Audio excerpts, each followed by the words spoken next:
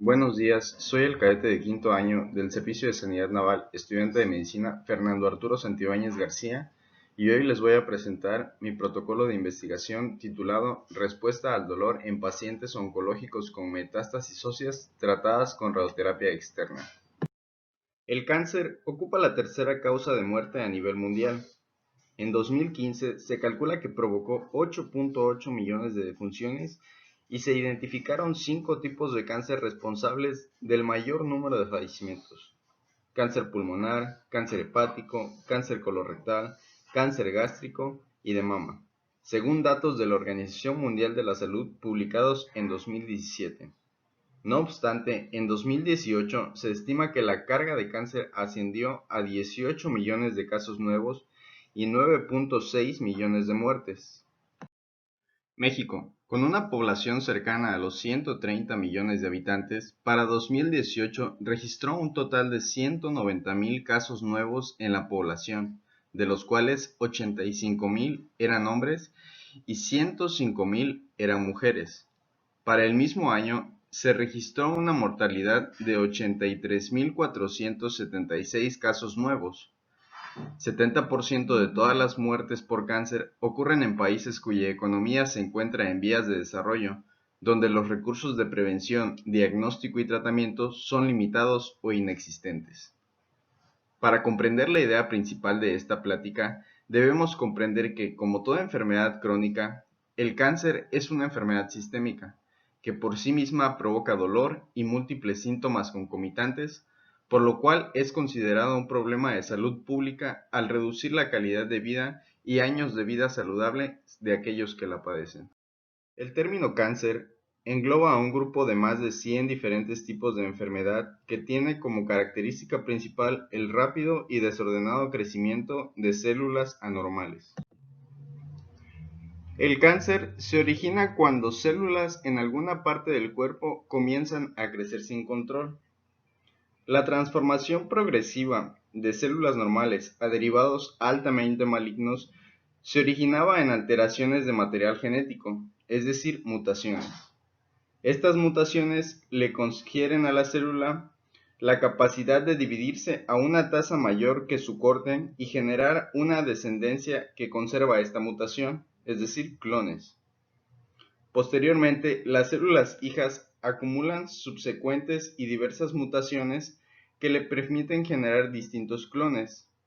Estos presentan mayores capacidades de sobrevida y crecimiento, ventajas que respecto a su contraparte normal le permiten generar un clon neoplásico persistente.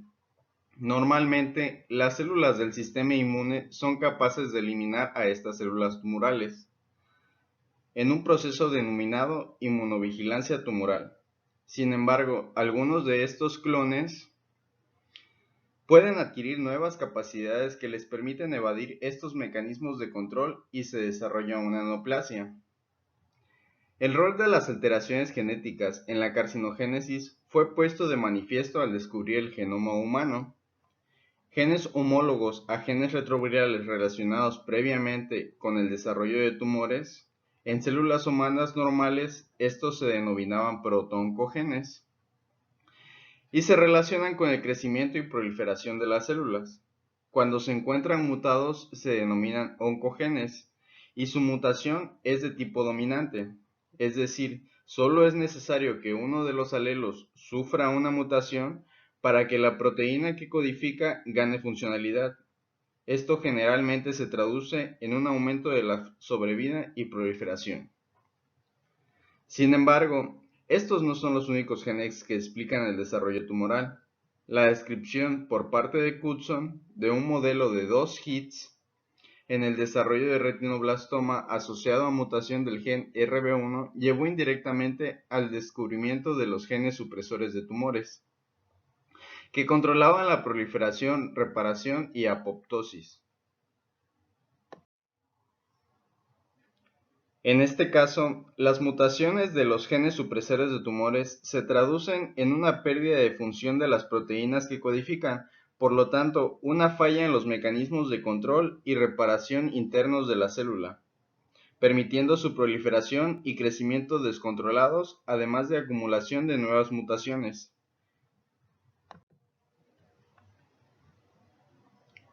El mecanismo por el cual se pierde la copia normal del gen se ha denominado pérdida de la heterocigosis, que es la principal forma de silenciamiento de los genes supresores de tumores. Las mutaciones que explican la pérdida de heterocigosis son variadas y generalmente afectan a grandes segmentos cromosómicos, por lo que se pueden pesquisar mediante técnicas moleculares que detectan la pérdida de marcadores cromosómicos aledaños al gen de interés, en particular secuencias denominadas microsatélites.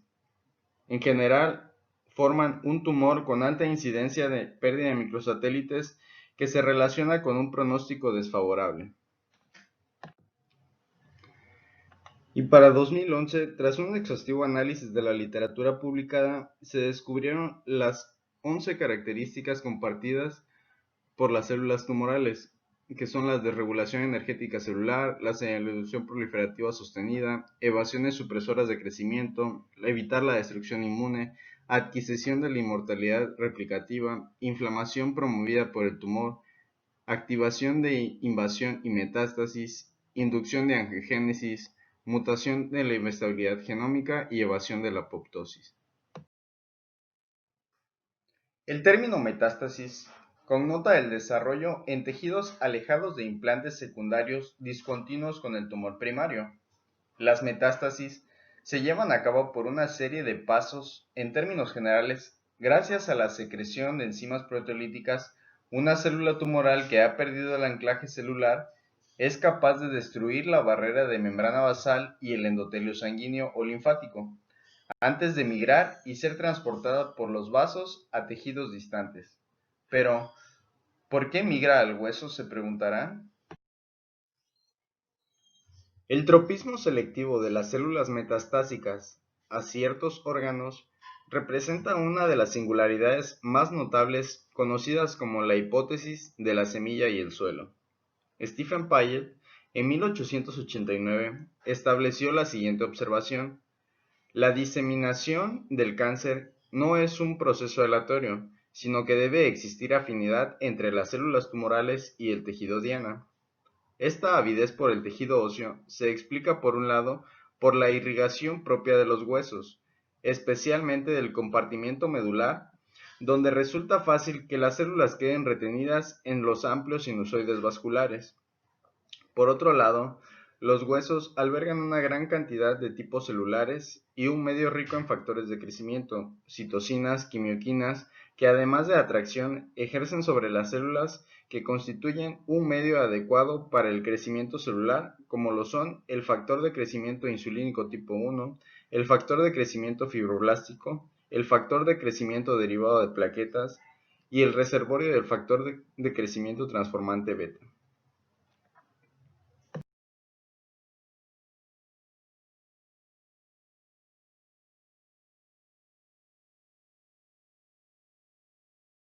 El hueso es el sitio de metástasis más común del cáncer, con un aproximado de 300.000 a 400.000 pacientes oncológicos estadounidenses afectados por metástasis óseas cada año. Las metástasis óseas se presentan en el 20 a 84% de los pacientes oncológicos, debutando con dolor oncológico severo y discapacidad secundaria en 2/3 partes de los casos. La incidencia de las neoplasias más frecuentes son las de mama, seguida de próstata, tiroides, pulmón y riñón. Dada la alta prevalencia de carcinoma mama, pulmón y próstata, hace que estos cánceres representen más del 80% de los casos de enfermedad metastásica ósea dolorosa. Se calcula que alrededor del 90% de los pacientes con cáncer mueren con metástasis. Es pues una de las causas últimas de la elevada mortalidad del cáncer, frente a la cual existen limitados recursos terapéuticos y clínicos. Las consecuencias son la causa principal de este trabajo de investigación. Dentro de estas se incluyen dolores refractarios analgésicos convencionales, osteólisis que conlleva en ocasiones a complicaciones como lo es la compresión medular, fracturas patológicas y trastornos metabólicos. La distribución de las metástasis óseas predomina en el esqueleto axial, aunque también se da frecuentemente en húmero proximal y fémur. Las metástasis óseas ocurren con mayor frecuencia en médula ósea roja y por lo tanto sigue la distribución de la médula ósea roja. Va en su mayor cantidad en la columna vertebral, después hacia lumbar, torácica, pelvis, costillas, fémur y cráneo, así sucesivamente. Comenzando a hablar de la fisiopatología de cómo es que una célula tumoral migra y se puede albergar en el hueso, entendemos que las metástasis óseas tienen una diseminación hematógena. Las células tumorales de la lesión primaria deben primero invadir el tejido normal circundante, lográndolo mediante la producción de enzimas proteolíticas. Esto les da a las células tumorales la posibilidad de acceder a la microcirculación del tejido circundante, pero también hacen uso de la neovascularización que induce el propio tumor primario, en un proceso denominado angiogénesis. Una vez alcanzado el hueso, la relación entre las células tumorales y el tejido óseo se crea únicamente de acogida. Este es el factor más importante a la hora de progresar a una metástasis. Un artículo publicado en 2018 por Alison Bishop ha demostrado que los osteoblastos sometidos a un estrés por la respuesta inflamatoria en las últimas etapas del cáncer de mama y los productos de citoquinas proinflamatorias son factores de mantenimiento y la supervivencia para las células cancerígenas de mama y osteoclastos. Una vez la célula tumoral retenida en los sinusoides de la médula, migra y atraviesa la pared para adherirse a la matriz extracelular de alguna superficie ósea del endiostio o periostio, donde es capaz de estimular a osteoblastos y a osteoclastos por medio de la estimulación de los receptores RANK y RANK ligando. Basta que las células tumorales queden inmovilizadas en un capilar o retenidas como agregados plaquetarios para que puedan desarrollar un tumor secundario. Teniendo en cuenta estas consideraciones y el hecho que las metástasis óseas no suelen ser clínicamente silentes, a menudo cursan con fracturas patológicas, dolor, hipercalcemia y anemia, todo esto asociado al efecto de masa tumoral. El dolor por cáncer es uno de los síntomas más frecuentes. Aparece en todas las etapas de la enfermedad oncológica y especialmente en fase avanzada. Considerando todos los tipos de tumores y estadios, el dolor aparece en 80% de los enfermos y es una de las principales causas de ansiedad, depresión, enojo, pérdida de autoestima, falta de esperanza y temor a morir. Especialmente 60 a 84% de los pacientes con cáncer con metástasis óseas desarrollan dolor óseo, pudiendo ser controlado en el 90% de los casos de manera eficaz gracias a la radioterapia. Teniendo en cuenta estas consideraciones y el hecho de que las metástasis óseas no son clínicamente silentes, el dolor mediado por las metástasis óseas se describe a menudo como un dolor continuo, que es sordo y continuo. Sin embargo, conforme el cáncer crece, este dolor se puede hacer más grave. Como primer síntoma de forma progresiva constante, no cede con el reposo, se exacerba con el descanso nocturno y con mala o nula respuesta a analgésicos ordinarios. ¿Cómo es que se produce el dolor óseo metastásico? Las células cancerosas, directa o indirectamente, que interactúan con los nociceptores en la médula ósea mediante la secreción de mediadores químicos tales como prostaglandinas, factor de crecimiento nervioso, endotelinas y bradicinina. Las células cancerosas interactúan con el medio intraóseo, con una gran cantidad de moléculas proinflamatorias como macrófagos y mastocitos, dentro de la lesión metastásica, que también secretan mediadores químicos que conducen al dolor óseo. Una vez que las células cancerosas alcanzan el hueso, interfieren con la remodelación ósea normal del hueso debido a que las células cancerosas estimulan la osteoclastogénesis, mediada por factores estimulantes, tales como lo son la proteína relacionada con la hormona paratiroidea. Los osteoclastos resultantes pueden desmielinizar y destruir las regiones del hueso con abundante inervación de nervios periféricos, causando dolor óseo. Además, el proceso de destrucción del hueso conduce a un ambiente ácido, el cual produce más dolor debido a la estimulación de los receptores sensibles al potencial de hidrógeno. Pero para que las metástasis óseas puedan causar dolor, tienen que ocurrir al menos 6 mecanismos para que el dolor aparezca, los cuales fueron publicados en la revista The Korean Journal of Pain por Howard Smith y Intaki Moshi en 2013 y se enumeran a continuación. Primero, tiene que haber un proceso de comunicación, que es la interacción entre las células tumorales y las células madres hematopoyéticas de la médula ósea. Después, estas células tumorales tienen que adherirse, se unen a osteoclastos, al hueso y al colágeno de los tejidos. Después, estas células tumorales activarán a los osteoclastos estimulándolos mediante la interacción con los receptores RANK y RANK ligando. Estos receptores estimularán la osteoclastogénesis mediando la resorción ósea del hueso. Esto generará un incremento en el pH, lo que nos llevará a una resorción de la matriz orgánica e inorgánica, la escisión de las fibras de colágeno de tipo 1 y de la matriz extracelular del hueso. ¿Y existe algún modo de aliviar este dolor?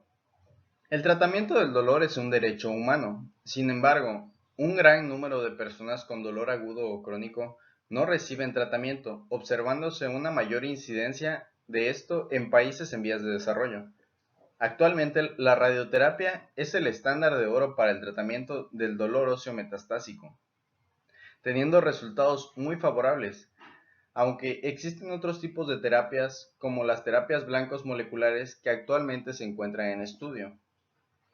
La radioterapia es un medio exitoso y eficiente en tiempo para paliar el dolor y o prevenir la morbilidad de las metástasis óseas. La radioterapia actual requiere de contar con equipos de alta tecnología y con la participación multidisciplinaria de profesionales, oncólogos, radioterapeutas, radiofísicos, técnicos en radioterapia, cada vez con un mayor grado de especialización.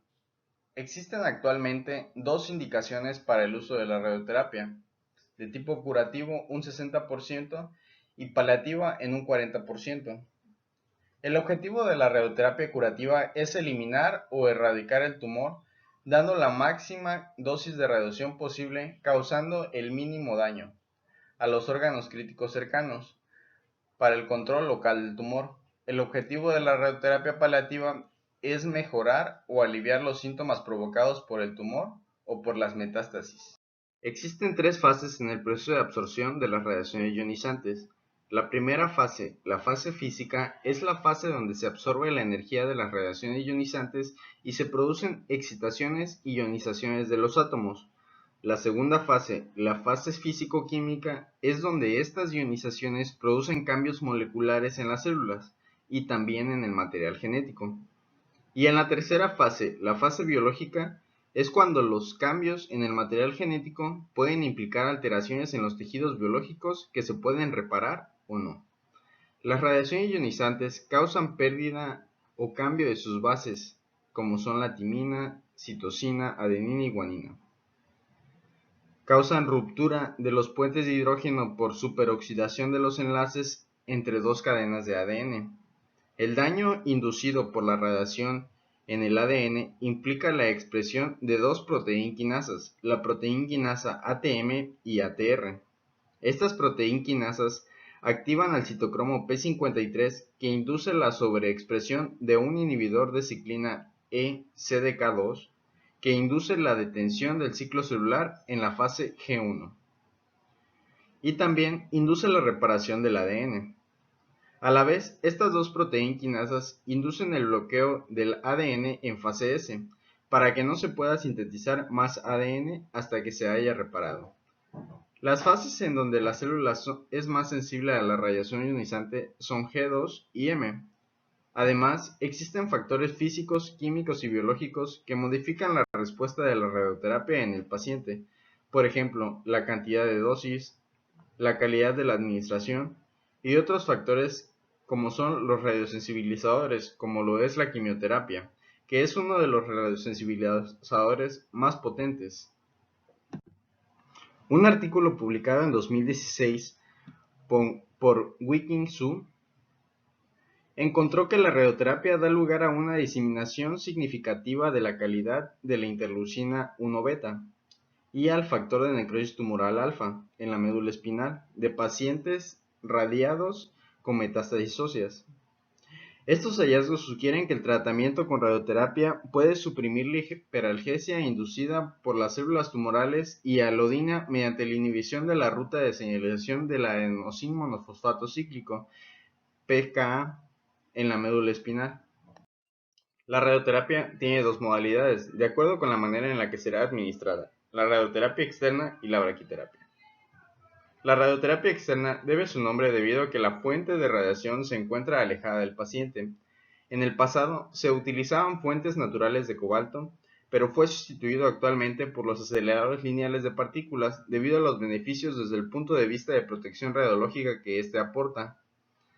Desde entonces se han estado optimizando y mejorando los esquemas de dosificación. Uno de los avances o mejoras en el tratamiento radioterápico ha sido modificar el fraccionamiento estándar para mejorar los resultados terapéuticos. Los más importantes hasta el momento han sido el hipofraccionamiento y el hiperfraccionamiento. En el hipofraccionamiento, la dosis por sesión es mayor a 2 grays, en menos sesiones y menor dosis total.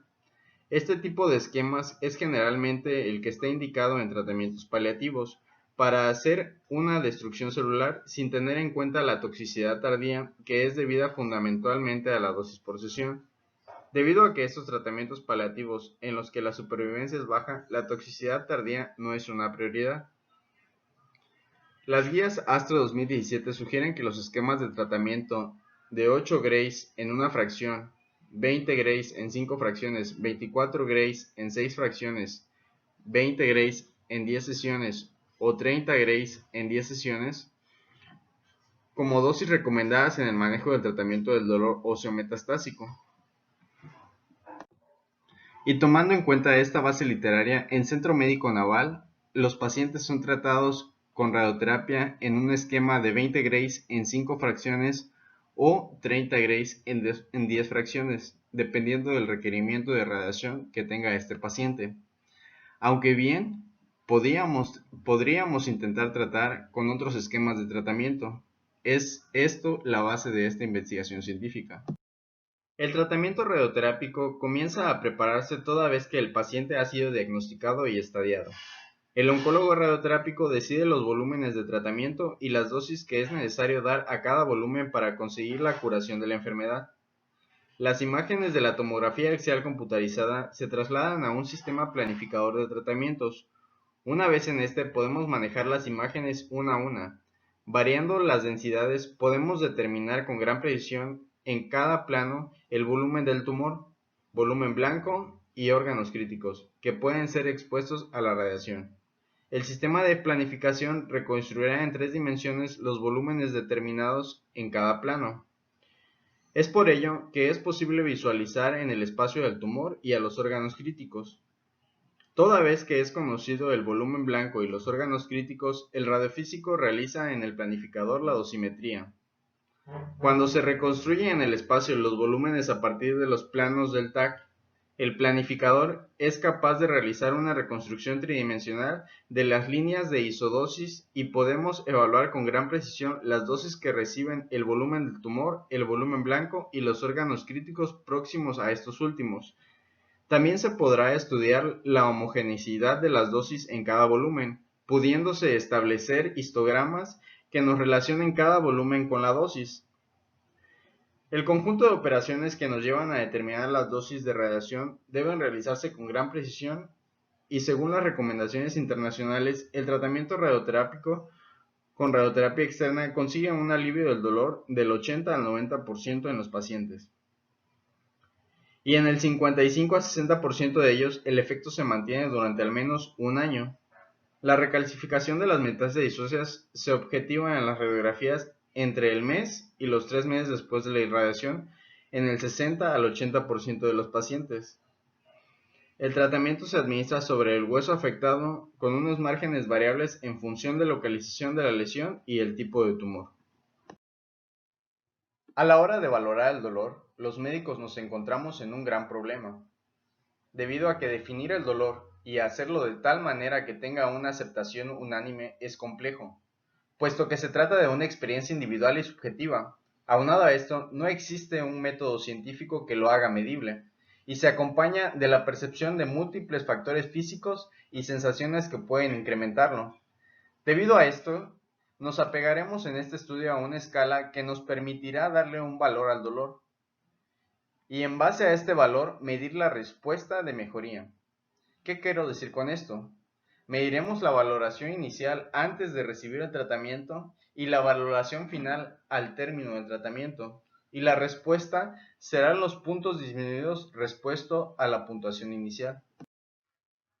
En 1960, la radioterapia se empezó a utilizar con fines paliativos, incluyendo el manejo del dolor óseo por actividad tumoral. Inicialmente se usaron dosis altas, y no fue sino hasta 1986 que se publicó por primera vez un estudio donde se realizaron dosis únicas de 6 grays con resultados similares en el control con la dosis de 30 grays. Años más tarde, Price y colaboradores compararon un único tratamiento de 8 grays contra 30 grays en 10 fracciones en un ensayo prospectivo, el cual concluyó que la fracción individual era tan eficaz en la paliación de los síntomas del dolor como la terapia fraccionada. Hoskin y colaboradores informaron un ensayo prospectivo aleatorizado comparando 8 grays en un solo tratamiento contra 4 grays también en una sola dosis, y encontraron una diferencia significativa en la tasa de respuesta que favorece al tratamiento con 8 grays. Años más tarde, un metaanálisis realizado por el Radiation Therapy Oncology Group en 2012 comparó diferentes niveles de dosis en la radioterapia para la paliación del dolor asociado a metástasis óseas. Los pacientes en este estudio tenían una o más metástasis óseas dolorosas localizadas en fémur, húmero, pelvis, la columna torácica o lumbar, los cuales se evaluaron de acuerdo con un sistema numérico de puntuación subjetiva de intensidad del dolor, como lo es este estudio. En general, el 89% de los pacientes finalmente experimentó al menos un alivio mínimo del dolor, y en un 53% se logró la obtención de un alivio completo, y en un 30% se expiró un alivio parcial. No se encontraron diferencias entre los 4 grupos de tratamiento con respecto a la rapidez del alivio mínimo, pero había diferencias en la rapidez del alivio completo con el alivio más rápido visto.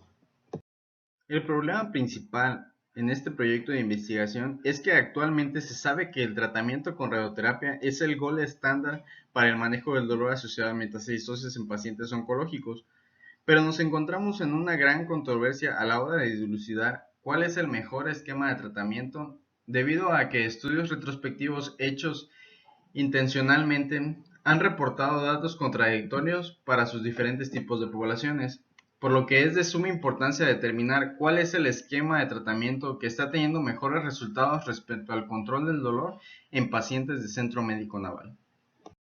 Mi pregunta de investigación es: ¿cuál es la eficacia en el control del dolor óseo en pacientes con metástasis óseas en Centro Médico Naval tratadas con radioterapia en dosis fraccionadas para 30 grays en 10 sesiones y 20 grays en 5 sesiones? Mi hipótesis, basada en la literatura publicada, sería que el tratamiento con radioterapia en dosis fraccionadas controla el dolor óseo y mejora la calidad de vida de los pacientes con metástasis óseas atendidos en Centro Médico Naval. La importancia de realizar este proyecto de investigación es que el cáncer es actualmente una de las principales causas de muerte en nuestro país y causa de una gran cantidad de comorbilidades, como lo es el dolor óseo metastásico, que se asocia con una disminución en la calidad de vida y sobrevida de los pacientes.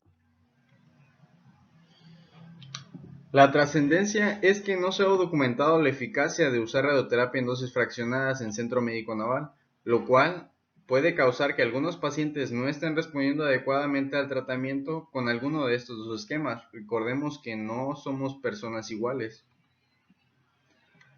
La magnitud o qué tan grande es este problema es que en múltiples estudios el uso de la radioterapia en dosis únicas y fraccionadas en pacientes con dolor óseo asociado a metástasis óseas evidentemente mejoraron el control del dolor en la mayor parte de ellos, impactando positivamente en la calidad de vida. Es decir, si conocemos qué esquema funciona en nuestro en nuestra población, podríamos generar nuevo conocimiento para hacer más eficaz el tratamiento y manejo del dolor óseo metastásico. Y pues este estudio no tendrá un costo adicional para la institución debido a que las características del estudio no es necesaria una gran captación de recurso humano debido a que el hospital cuenta con un perfil de pacientes que presentan las variables necesarias para la realización del estudio. Mi objetivo general sería conocer la eficacia de la radioterapia en el control del dolor óseo en pacientes con metástasis óseas que reciban radioterapia en dosis fraccionadas con diferentes esquemas de 30 Grays en 10 sesiones y 20 Grays en 5 sesiones de Centro Médico Naval. Los objetivos que me ayudarán a cumplir este objetivo serán comparar los diferentes modelos de tratamiento de radioterapia externa, analizando la respuesta del dolor en pacientes con metástasis óseas tratados con dosis de 30 Grays en 10 sesiones y 20 Grays en 5 sesiones. También conocer la respuesta que estos esquemas tuvieron usando la escala visual analógica. Con esto me podré guiar para demostrar la importancia de priorizar el tratamiento con radioterapia externa en pacientes que presenten metástasis óseas y podré analizar y comparar las ventajas y desventajas que aporta cada esquema de dosis. Así también me gustaría poder valorar la disminución del consumo de analgésicos posterior a la terapia, lo que nos ayudaría a disminuir la tasa de comorbilidades de pacientes en Centro Médico Naval y a un aprovechamiento mejor de los recursos. Este es un estudio retrospectivo y descriptivo. El análisis y el procesamiento de los resultados se utilizará estadística descriptiva, obteniéndose media, mediana y moda, desviación estándar, rango para variables cuantitativas, frecuencias absolutas y proporciones para las cualitativas.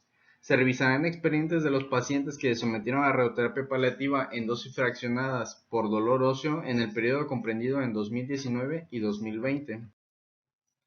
Los criterios de inclusión de mis pacientes serían pacientes del Centro Médico Naval mayores de 18 años, quienes tuvieran metástasis óseas con dolor secundario a los que se les ha administrado radioterapia paliativa bajo esquemas de radioterapia hipofraccionada o en dosis únicas, con un adecuado seguimiento mensual durante por lo menos 6 meses y un expediente clínico completo. Mis criterios de exclusión serían pacientes a quienes la radioterapia se les indicó por alguna otra comorbilidad no relacionada con el dolor óseo, que no contaran con un seguimiento completo, compromiso nodular, fractura patológica o pacientes que ameritaban analgesia por otra. El tamaño de la muestra será dependiente del estudio, el tipo de muestreo será estratificado, el diseño estadístico se determinarán medidas de tendencia central, dispersión y distribución. Usando la prueba de Smirnov-Kolmogorov, se calcularán frecuencias y porcentajes, se aplicarán las pruebas de chi cuadrada, exacta de Fisher y t parada de Wilcoxon. Análisis estadístico se realizará con un programa SPSS versión 19. La significancia estadística tomada como valor de referencia tendrá un valor menor a 0.05 puntos con un intervalo de confianza del 95%. Y como medidas de consideraciones éticas, tomamos la Ley General de Salud en materia de investigación para la salud en el título segundo, capítulo 1, artículo 17, sección 2, que la letra dice que este estudio se considera como sin riesgo, ya que es un estudio retrospectivo en donde se tomarán datos de expedientes clínicos.